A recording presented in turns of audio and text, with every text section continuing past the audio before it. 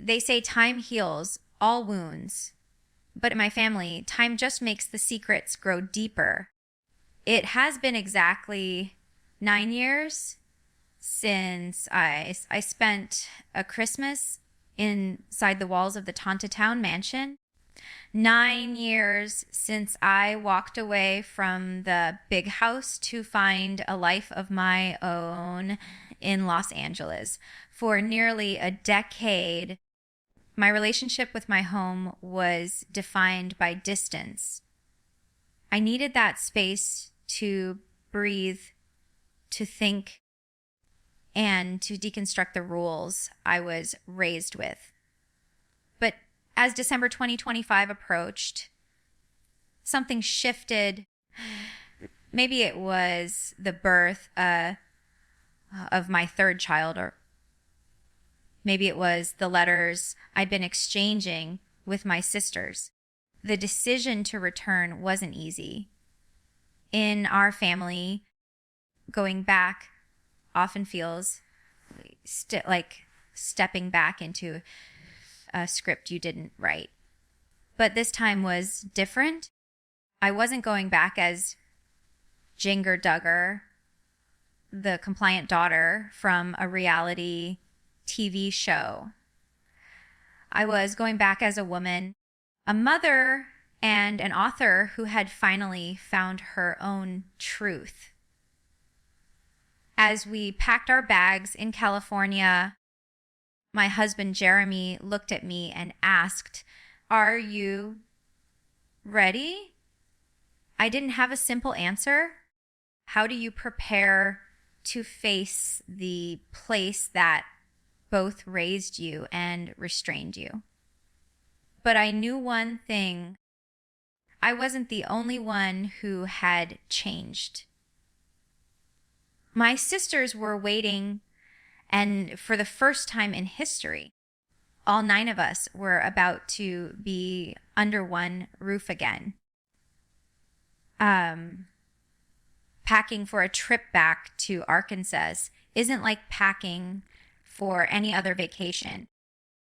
Every outfit I put in my suitcase felt like a statement. Growing up, our clothes were our identity. They represented our modesty, our rules, and our father's authority. But today, as I packed my favorite pair of jeans and a simple sweater, I realized I wasn't just packing clothes. I was packing my freedom. Jeremy and I spent hours talking about the what ifs. What if the atmosphere is tense? What if the old rules are pushed on us again? We had to set our own boundaries before we even left. Los Angeles, we decided that we were going as guests, not as subjects. Watching my children, Felicity, Evangeline, and little Finnegan run around the living room made my heart swell. They have no idea about the Duggar brand or the 19 Kids phenomenon. To them, we were just going to see Grandma and Grandpa. I want to keep it that way. I want them to grow up in a world where love isn't conditional on performance. As we locked the door to our home in LA and headed to the airport, I felt a strange mix of anxiety and excitement. This trip wasn't just about Christmas. It was about proving to myself that I could go back to the place I came from without losing the person I've become. The past was calling, and for the first time, I wasn't afraid to answer. "Ge." The wheels of the car hummed against the pavement as we crossed the state line into Arkansas. There's a specific smell to the air here in late December, a mix of wood smoke, damp earth, and the biting chill of the Ozarks. As we drove closer to Tonattown, the familiar landmarks began to appear. The small gas stations, the rolling hills, and the quiet country roads that once felt like my entire world.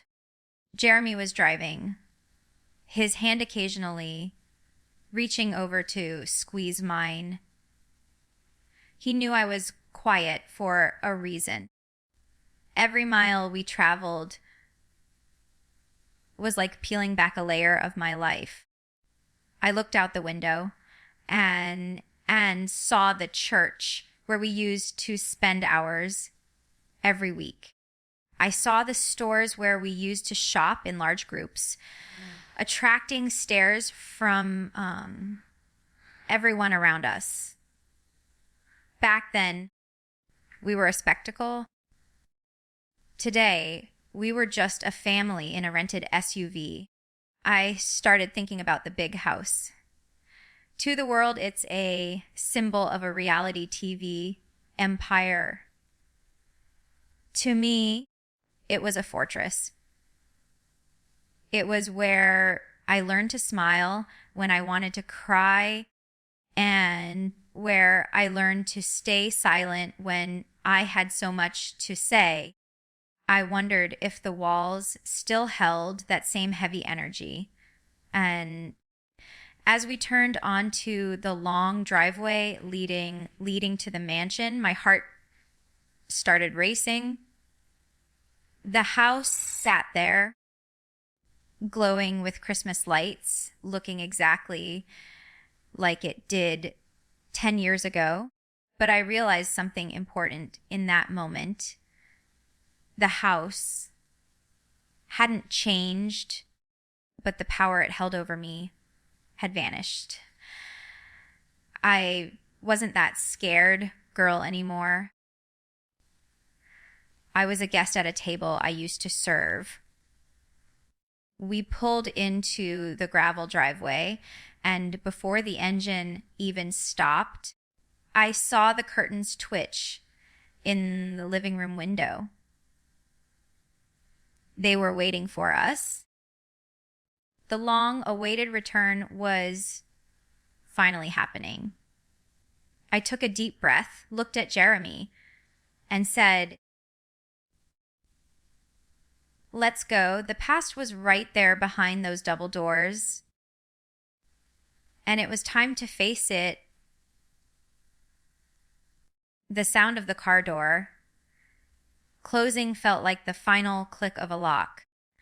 I stood there for a second, feeling the cold Arkansas wind bite at my face, staring at those massive double doors. For years, these doors represented a boundary, a place where you entered one way and were expected to act another. As we walked up the porch, the door swung open before I could even reach for the handle.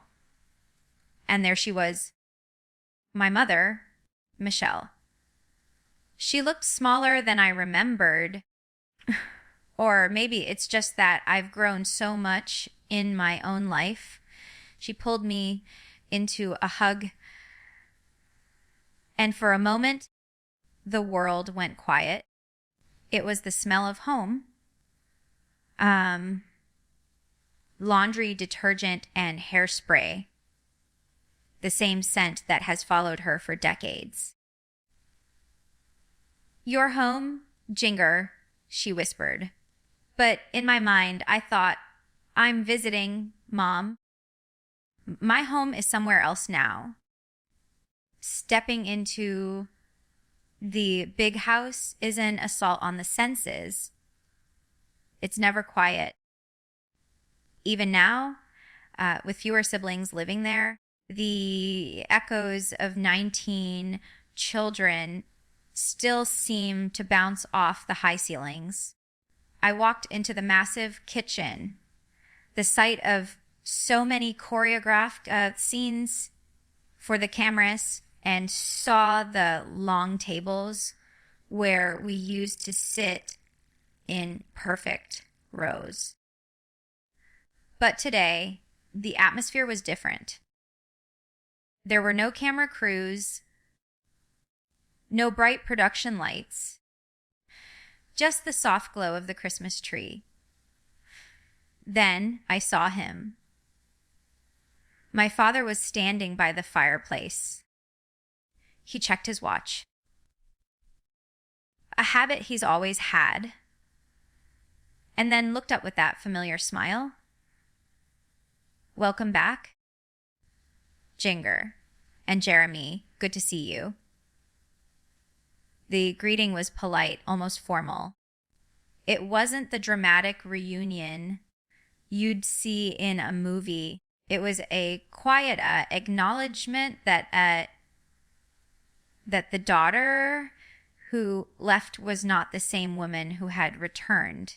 I looked around the room and saw my younger sisters, Johanna, Jennifer, Jordan, and Josie. They were running toward me, their faces lit up with genuine joy. They didn't care about the scandals or the books or the theology. They just wanted their big sister. But as I hugged them, I felt a heavy sense of responsibility.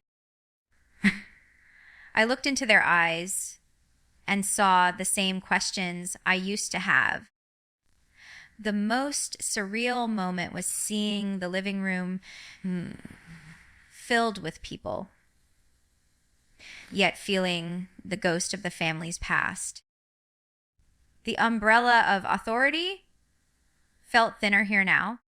As I took off my coat and sat down on the familiar oversized sofa, I realized that the house didn't feel like a fortress anymore.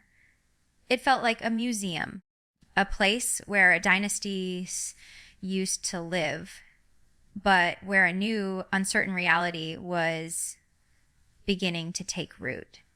I was inside. The threshold was crossed, and now the real work of the reunion began. If you've seen the video that went viral across social media, the one where all 9 of us sisters are standing in front of the Christmas tree, looking perfectly composed, you only saw 5 seconds of a story that took 10 years to write. People called it the Sisterhood Reunion of 226, but to us, it wasn't a PR stunt. It was a miracle. Getting all 9 of us, Jana, Jill, Jessa, myself, Joy, Anna, Johanna, Jennifer, Jordan, and Josie into one room was like trying to align the planets. We are so different now. We live in different states. We attend different churches, and we have very different views on our upbringing. But for that 1 hour in the big house, living room, none of that mattered. The energy in the room was electric. We were laughing so hard we could barely stand still for the camera. Jana was trying to coordinate everyone's position, ever the organized big sister, while Jill and I kept exchanging looks. It was a silent language, a look that said, "Can you believe we're actually doing this?" But it was what happened after the camera stopped recording that I'll never forget. We moved away from the tree and sat in a circle on the floor, just like we used to when we were little girls, sharing secrets after lights out. But the secrets we share now are different. They aren't about who finished their chores or what we're having for lunch. They are about life, healing, and the cost of the Duggar name.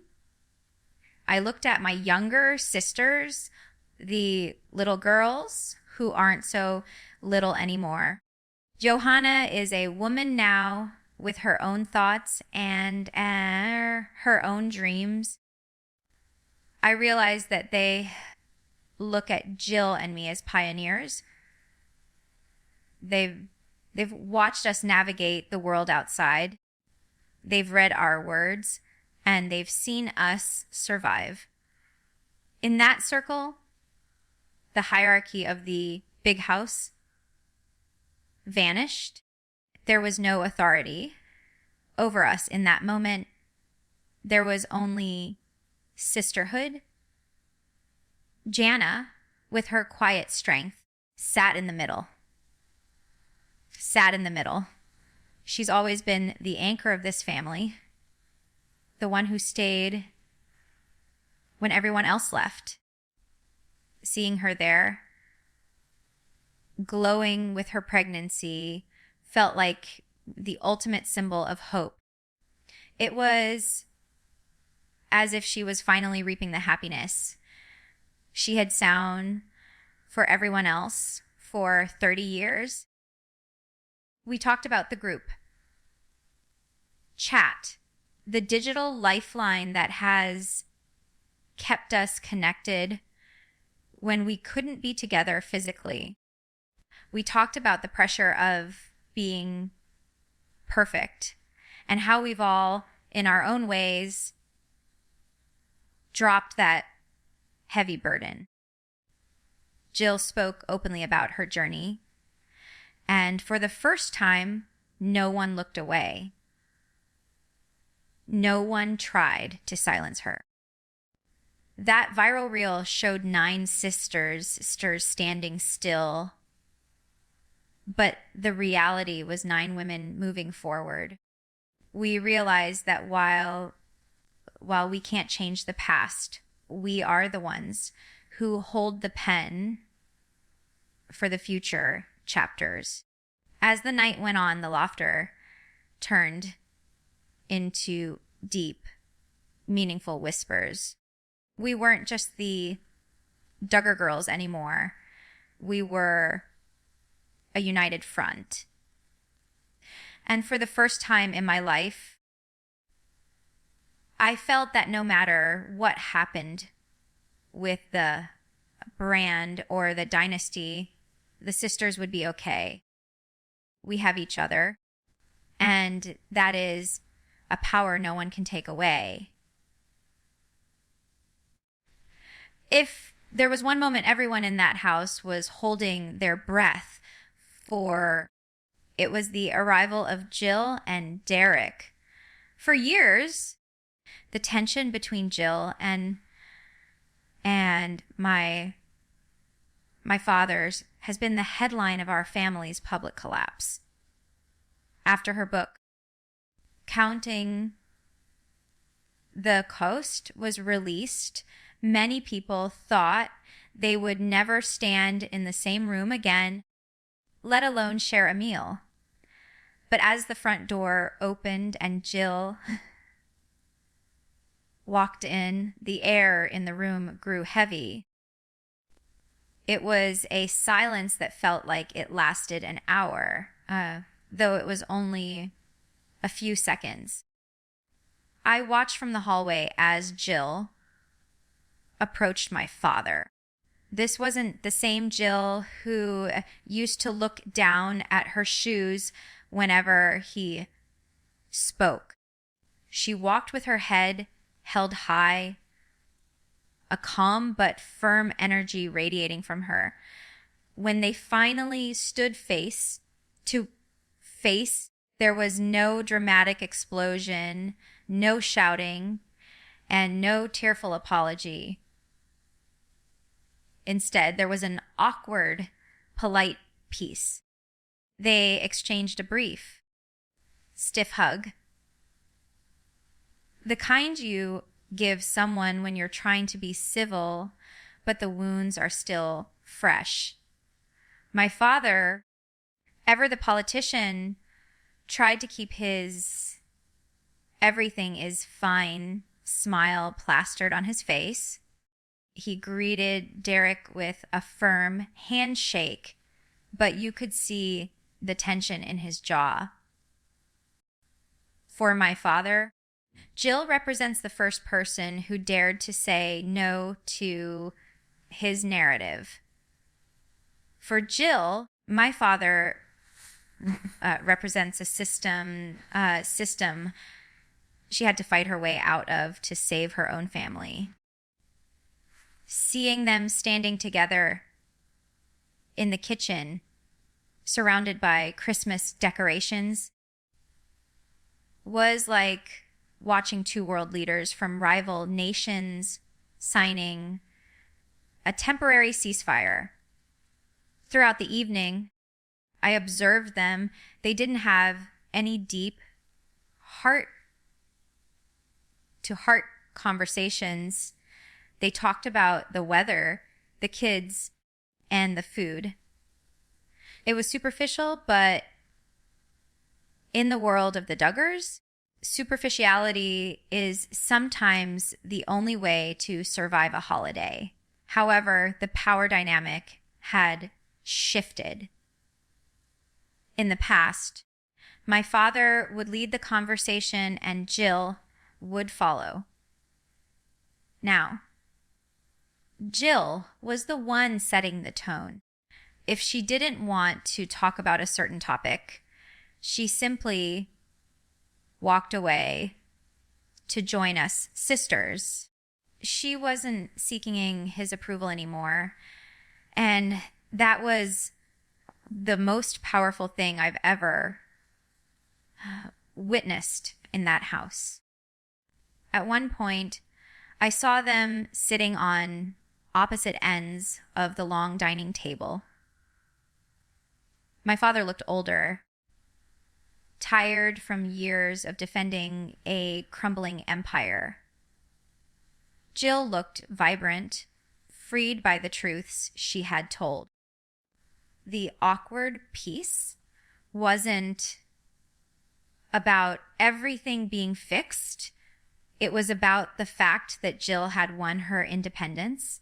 She could come to the house on her own terms, stay as long as she wanted, and leave whenever she felt like it. As Derek and Jim Bob engaged in small talk about law and politics, the rest of us tried to keep the mood light. But the underlying message was clear to everyone in that room. The era of total control was over. Jill's presence was a testament to the fact that you can tell the truth, you can set boundaries, and you can still show up for your sisters.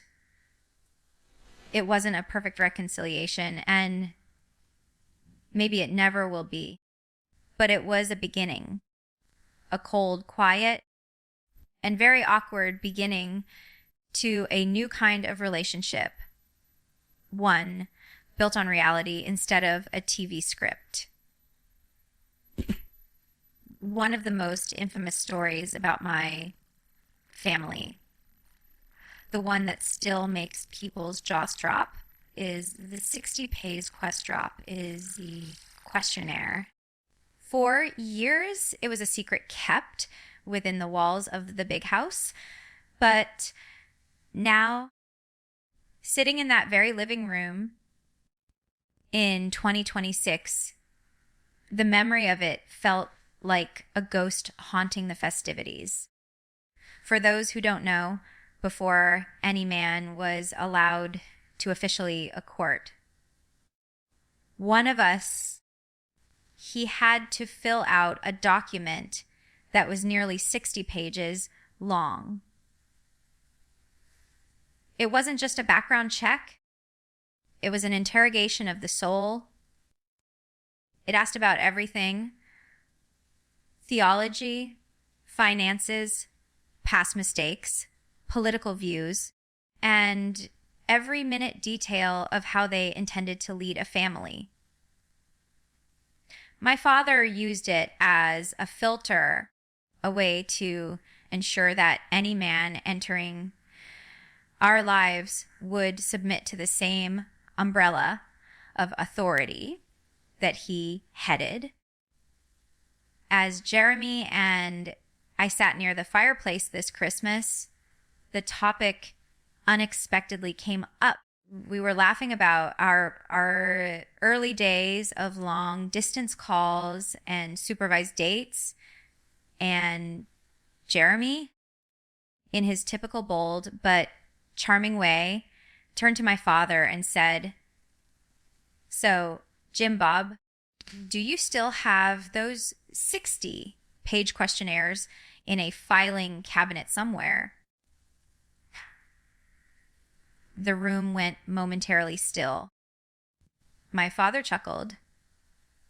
That polite, deflected laugh he's used for decades, and said, "Well, Jeremy, we just wanted to make sure our girls were in good hands."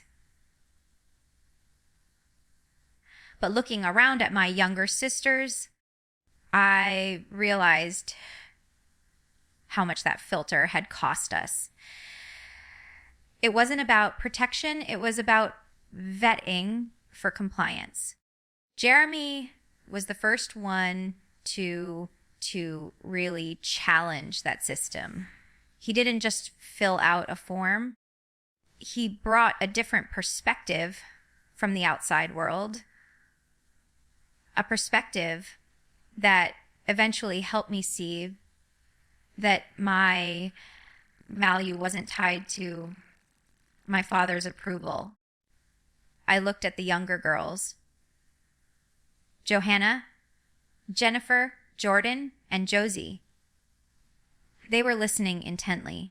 I wanted to tell them right then and there, you are not a prize to be won through a paperwork trail. Your heart is not a commodity that needs a 60-page manual.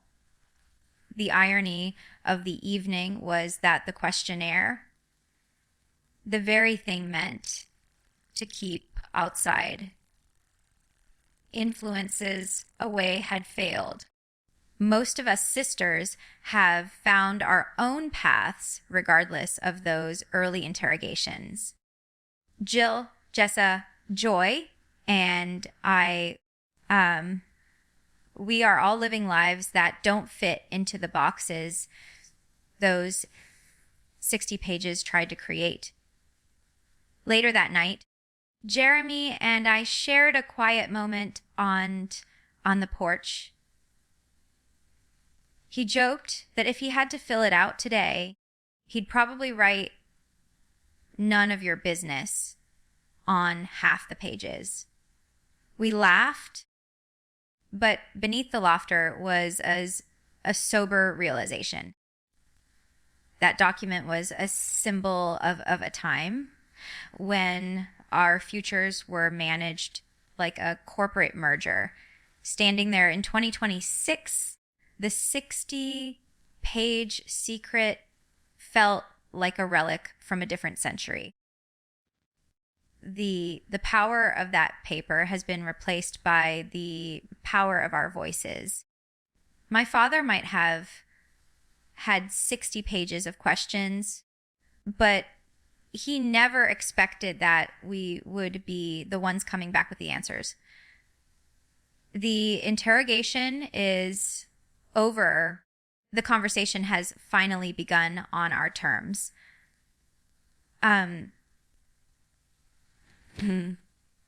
If you have followed our family for any length of time, You know the name Jana.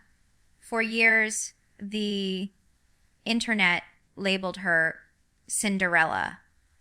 She was the oldest daughter, the one who stayed behind while all of us got married and moved away. She was the one who raised the younger children, tended the gardens, and managed the chaos of the big house. People used to ask, when will it be Jana's turn? Well, standing here in late 2025, I can tell you Jana's turn hasn't just arrived. It has taken everyone by storm. Seeing Jana this Christmas was the highlight of the entire trip. She didn't look like the tired, overworked sister I remembered. She looked like a queen. Ever since she moved to Nebraska after her wedding, she has undergone a transformation that is nothing short of a miracle. The Cinderella who used to serve everyone else's needs is now a woman who is being served and cherished. She walked through the living room with a glow that I've never seen on her before. She's pregnant, expecting her first child, a miracle baby due in January 2026. As she sat down, she didn't rush to the kitchen to help with the dishes or check on the younger kids. She sat comfortably, letting others bring her tea and snacks. It was a small change, but in the Duggar world, it was revolutionary. We spent hours in the sunroom, away from the noise, talking about her new life. She described her home in Nebraska, a place she decorated herself with no cameras, no production schedules, and no expectations to be a public servant. She told me, Jinger, for the first time in 35 years, I wake up and I only have to worry about what my husband and I want to do. I didn't realize how heavy the big house was until I stepped out from under it. What struck me most was her confidence. Jana used to be the most guarded of us all, always careful about what she said. Now, she speaks with a quiet authority. She's no longer the stay-at-home daughter. She is a wife, a mother, to be, and a woman who has claimed her own territory. Seeing her pregnant, touching her belly while we talked about baby names felt like a victory for all of us. It proved that it's never too late to start your own story. The miracle isn't just that she's having a baby. The miracle is that she found herself. Jana was the heart of the Duggar brand for so long, the perfect daughter who followed every rule. But in 2026, she is showing the world that you can be loyal to your family without being a prisoner to their expectations. As the sun set over the Arkansas hills, Jana looked out the window and said, "I'm glad I'm here, but I can't wait to go home to Nebraska."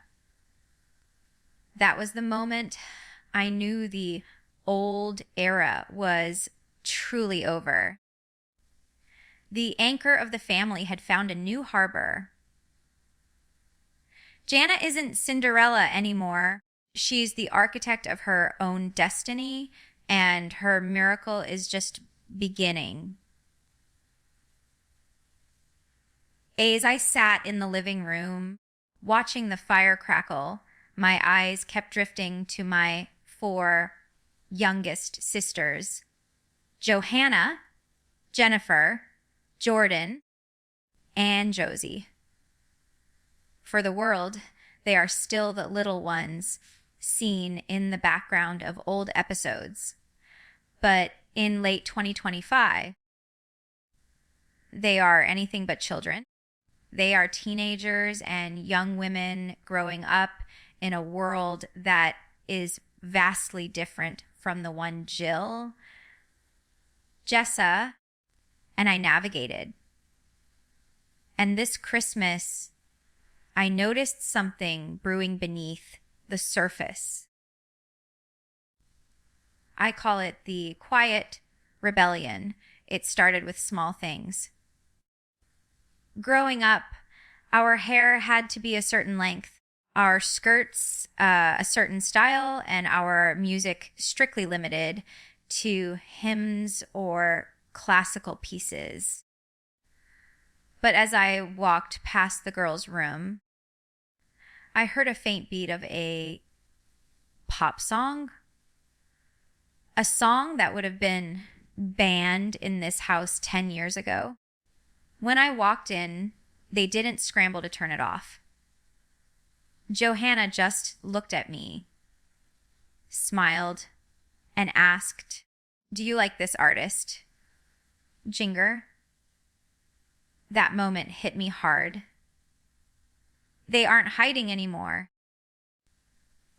These 4 girls have watched their older sisters go through the fire. They watched Jill fight for her autonomy.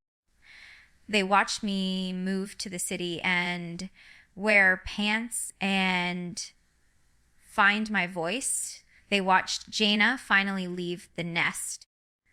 We were the experiments, and they are the beneficiaries of our battles. I took Johanna aside later that evening. She's 20 now, and the pressure on her to marry and start a dynasty of her own is immense. But she told me something that broke my heart and filled it with pride at the same time. She said, "Jinger, everyone expects me to be the next Jessa or the next Jana, but I want to go to college. I want to see what else is out there before I decide who I am." As we close the doors on the big house for the final time in this report, one thing remains clear. The Duggar family we once knew is gone, replaced by 19 individuals searching for their own paths. This 2026 reunion wasn't just about a holiday. It was about the silent end of an era and the loud beginning of a new chapter built on truth, grace, and independence. Thank you for joining us on this deep dive into the shadows of Tonattown. From Jana's miracle to Jill's ultimate act of forgiveness, we've seen that no matter how rigid the rules, the human spirit always finds a way to be free.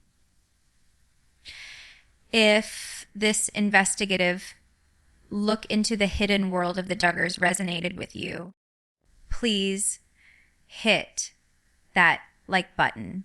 It helps us more than you know. Which part of the 9 sister revolution surprised you the most? Was it the secret group chat or Michelle's silent transformation? Drop a comment below. We read every single one and love hearing your theories.